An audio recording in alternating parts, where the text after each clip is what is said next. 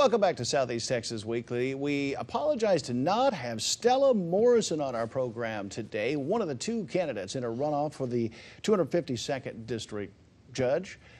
We do, on the other hand, have Raquel West with us, one of the candidates for that post, and she was able to make it. Great to have you with us. Thank you for having me. We've had one previous program in which we were able to talk about you and some of the other candidates and be able to, ham out some of the issues. You've been gracious about telling us about your positions on many of these things. You've since won some big endorsements. Explain how the race is going. I think the race is going great. Even after the primary, I've continued to get endorsements. I have endorsements from Beaumont and Port Arthur Police Associations. I have endorsement from the Jefferson County Sheriff's Association, CLEAT, which is a statewide law enforcement association, Sabine Area Labor Council, the Examiner, the Enterprise, That's the coin of the Beaumont realm Fire Department. For local candidates, isn't it? Coin of the realm, really, to get that kind of support, isn't it? It really is, especially I feel like for me, I've always practiced, my practice has been focused on criminal defense. And as a criminal defense attorney, getting the endorsements from the law enforcement is not something that's usually easy to do, and they have all endorsed me, so I'm very, very pleased with that. You want to be the judge of the 252nd District Court. Published reports have said that the attorneys that would go before that court may be very different, that published reports have indicated there could be changes in the long-established Indigent Defense Fund in Jefferson County. Overall perspective, would the creation of the Public Defender's Office be a good thing, bad thing? What are your views? I would have to look further into it. My understanding is that the Public Defender's Office has actually been looked at before, several years ago when there were some studies done. It's a very expensive proposition. While it may be a benefit. Is the current system broken?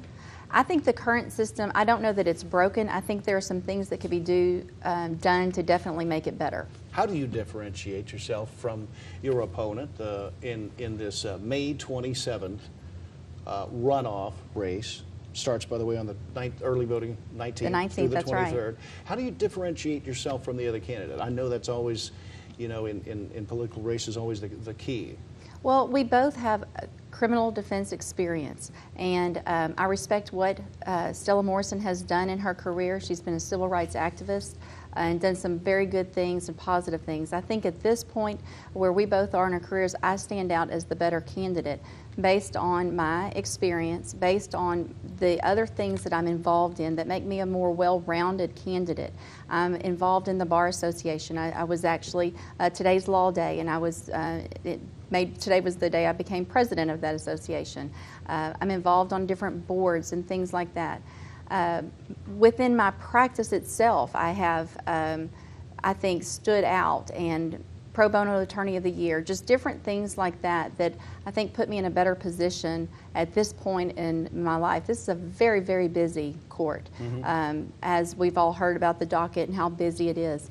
I'm young and energetic and ready to take on something like that without any problems. Among the issues that a lot of judicial candidates are tagged with is the number of reversals that somebody has. What say you on this matter of reversals in the context of your race? Well, I can proudly say that this is my 20th. I'm going on my 20th year practicing law, and in those years, handling thousands of cases, both all the way to jury trials, to trials in front of the judge, to plea bargains, all the way to dismissals, whatever the case was. I have never had a case that I represented a client in that was reversed by the district level, the Court of Appeals, or the Court of Criminal Appeals in Austin, based on the fact that I was ineffective as an attorney, and I hold that. I think that's a very big honor, and it's something that shows the type of what I do for my clients and the type of practice that you have. Yeah, this type of practice that I have. Now, you, again, are in a runoff race May 27th with Stella Morrison.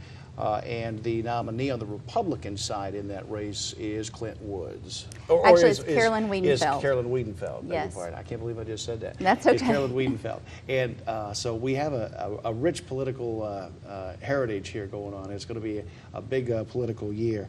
And we wish you the best. Thank you so on May much. 27th. Thank you for having me. And we appreciate your joining us. And we're pretty sure you'll be back with us next time here on Southeast Texas Weekly.